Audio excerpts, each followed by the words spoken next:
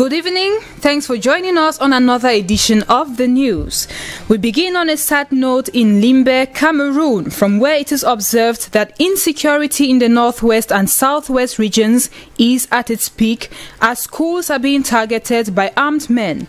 Another act of torture and vandalism has occurred in the Kulu Memorial College of Mile 4 Limbe, southwest region this Wednesday, November 4, at about midday. As recorded in some video footages, some students and teachers were undressed before being tortured by these unidentified armed men. Some classes and offices were also set ablaze. As reminder, a recent case at the start of this week took place in the Nkumbo Presbyterian School of Bui Division in the northwest region, where teachers and students were kidnapped. Students were released afterwards, with the armed men claiming it is a way of stopping them from going to school. This same day, another school attack was reported in Fundong, northwest region of Cameroon, and over 6 students were kidnapped.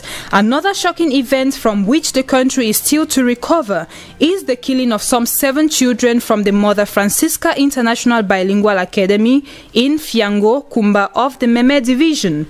The question to be answered for many remains: what has become of a struggle intended to set a people free by killing and torturing innocent children and teachers?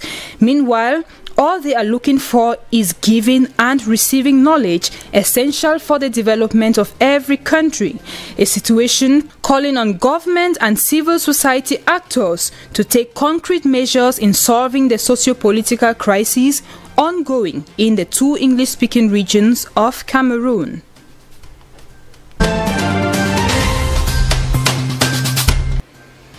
A total of 17 companies in Cameroon are formally prohibited from carrying out activities across the national territory. The companies involved are network marketing companies who enrich themselves by doing illicit fundraising on crypto assets. Cameroon Minister of Finance Louis-Paul Motaze ordered the closure of the illegal fundraising operations by unauthorized companies through a press release. Such businesses are known to function by getting people to entrust huge sums of money to them with the pretext of purchasing online assets or other services in order to make great benefits in a short period of time. While warning Cameroonians to be careful of such fraudsters, Louis-Paul Motaze also orders these companies to reimburse the savers funds under penalty or legal action. He, however, also warns of the risk of not recovering the money. The prohibited companies are Académie des Investisseurs Africains, Global Investment Trading, Global Cryptocurrencies Trading, GTX Invest Global Trusted Exchange, Soga Sal, Petron Pay Cameroon, Make It Invest, Unique Finance, Fortune Investment and Wealth, Crifat, High Life International Cameroon, Sahirui, Regel Cameroon, Cameroon Invest, Mungano Investment, Obasi Communication, and Divines Auto Electronic and Africa Life. Prior to MINFI's decision, the Central African Financial Market Surveillance Commission had as well published on October 21 a press release warning Cameroonians against people who propose to invest in financial products without having the necessary authorization.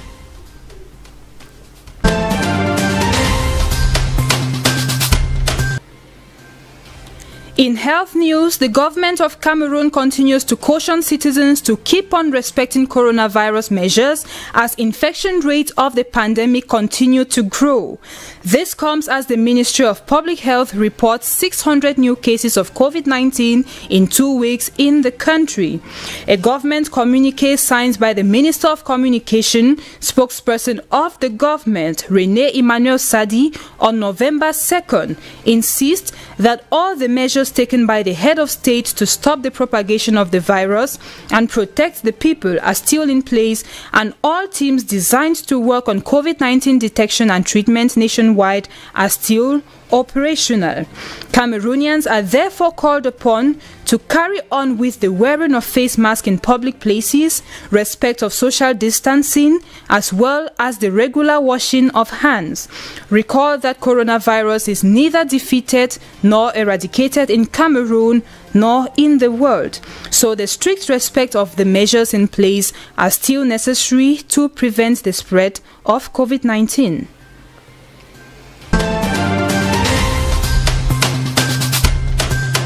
We service cannot know the team where they pass the reason for the price now.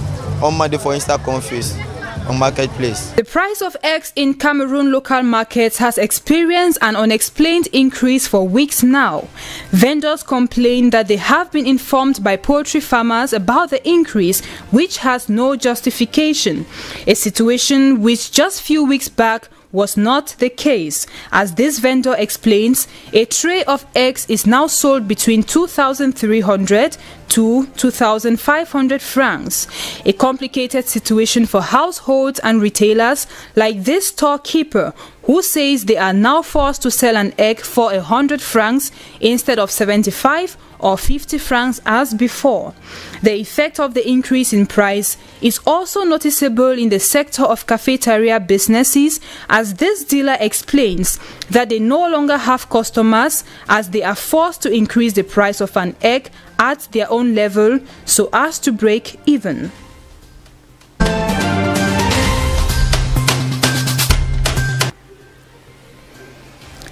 Out of Cameroon, post-electoral tension continues to rise in Ivory Coast as the government is accusing the opposition of plotting against the state after it vowed to set up a rival government following the president's landslide victory in the October 31 election. As a result, security forces in Ivory Coast have surrounded the homes of opposition leaders. Outside the residence of former President Henri Konan Bédié in the commercial capital Abidjan, officers rolled tear gas canisters to disperse his supporters and journalists, video footage showed. The house of another opposition candidate, former Prime Minister Pascal Affi N'Guessan, was also surrounded by the police. There was no immediate comment from the authorities yet. Bédié and Affi boycotted the election on Saturday, arguing that Ouattara's candidacy for a third term was unconstitutional. They announced Monday that they would be creating a transitional government with Bédié as president. The government said in a statement earlier that it condemned in the strongest terms this act of sedition and asked for prosecutors to make it a criminal case.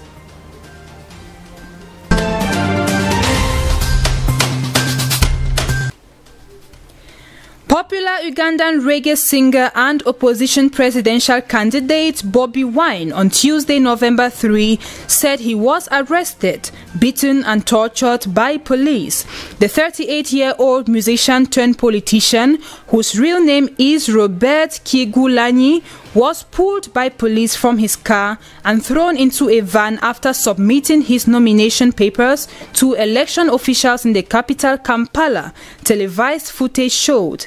Bobi Wine, who is hoping to unseat Uganda's long-term leader Yoweri Museveni, said police had directed pepper spray into his face amid violent scuffles with his supporters. Since Wine expressed his presidential ambitions, police and the military have repeatedly dispersed his rallies and beaten and detained his supporters.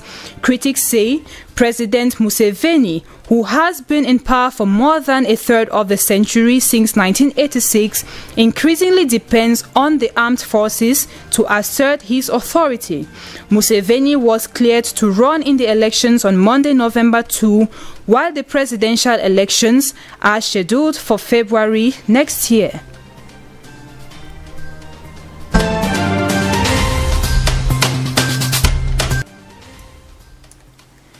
Coming as a significant blow to the dreaded Islamic terrorist organization, over 50 Al-Qaeda-linked terrorists have been killed in a French airstrike in Mali.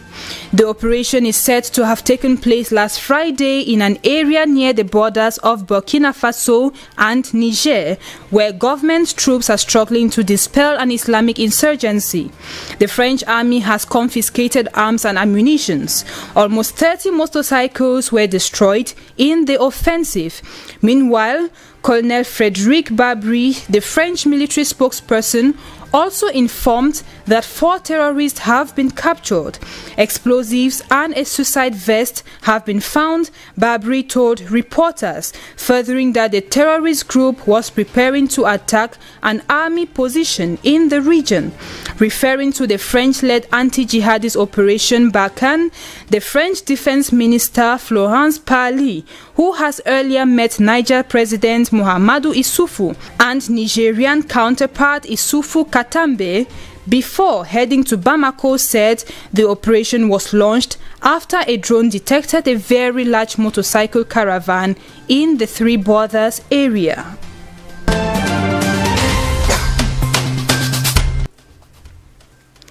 The UN Security Council on November 2, 2020 removed former Congolese warlord Thomas Lubunga from its sanctions list, according to a statement reported by VOA Africa. Arrested in Kinshasa in March 2005, he was transferred to the International Criminal Court a year later. He was indicted for various crimes under international law, including arms trafficking, the recruitment of child soldiers, and human rights violations. He was convicted in March 2012 and sentenced to 14 years in prison, becoming the first individual to be convicted by the ICC since it opened in 2002. In 2014, the ICC appeal judges confirmed his conviction and he was transferred to a prison in the Democratic Republic of Congo in 2015. He was released this year in March after serving his sentence. Another former Congolese warlord, Germain Katanga, was also released in Kinshasa the following day.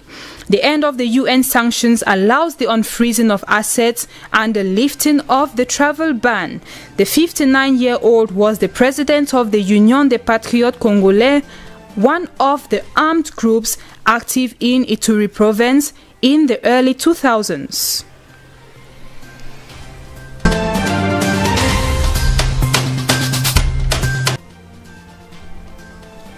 Moving to the Horn of Africa, Ethiopia's Prime Minister Abiy Ahmed has ordered the military to deploy to the Tigray region this Wednesday after accusing the government there of attacking federal troops. Details of the attack is not yet known or made available, though the Prime Minister is accusing the Tigray People's Liberation Front of attacking a military camp in the region and trying to loot military assets. The attack resulted in many martyrs, injuries and property damage, he added. By so doing, the cabinet has declared a state of emergency in the region for 6 months. Abiy gave no indication of the nature of response, but observers have for weeks been warning that a standoff between the government and the TPLF could spill over into violence. Ethiopia was due to hold national elections in August, but the country's poll body ruled in March that all voting would need to be postponed because of the coronavirus pandemic. Legislators then voted to extend its official mandates, which would have expired in early October, but Tigrayan leaders rejected this and went ahead with regional elections in September that Abiy's government deemed illegal.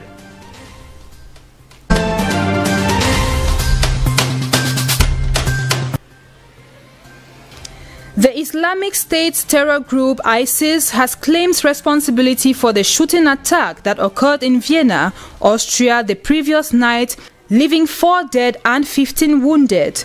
In a statement delivered via an ISIS Amaq news agency, the terror group said the Caliphate soldier Abu Dajjana al-Bani attacked gatherings on Crusaders in downtown Vienna. All praise and favor to God, the statement concluded. A gunman who was identified to be a 20-year-old with dual citizenship of Austria and North Macedonia, opened fire on the public near Vienna's main synagogue, where people were enjoying last night of open restaurants and bars ahead of a month-long coronavirus lockdown.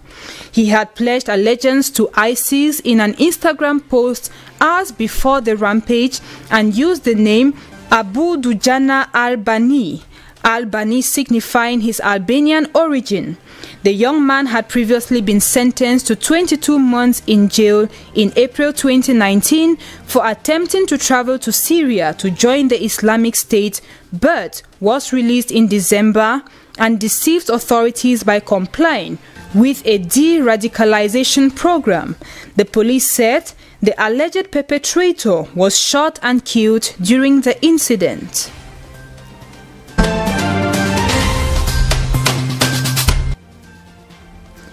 In the Philippines, thousands of homes and buildings are feared damaged or destroyed, and at least 10 people have died amidst reports of storm surges, flash floods, power outages and blown-off roofs. Officials say out of the 10 people killed, 9 of them are from the hard-hit province of Albay. The high winds that are an equivalent to those of a strong Category 5 hurricane on Sunday, November 1, slammed into Catanduanes Island, home to 260,000 people. Forecasters on Sunday morning had warned of catastrophic violent winds and intense torrential rainfall, which by evening was moving westward at 25 km per hour with maximum sustained winds of 125 km per hour, forecasters said.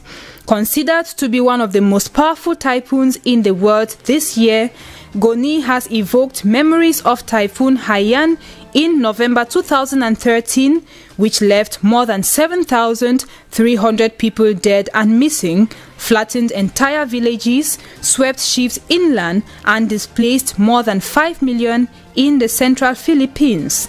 Authorities say 389,000 people had been evacuated, and between 19 million to 31 million people could be affected, including those in the danger zones, the Disaster Management Agency said. The Philippines government has declared a 3-day national mourning for the tragedy.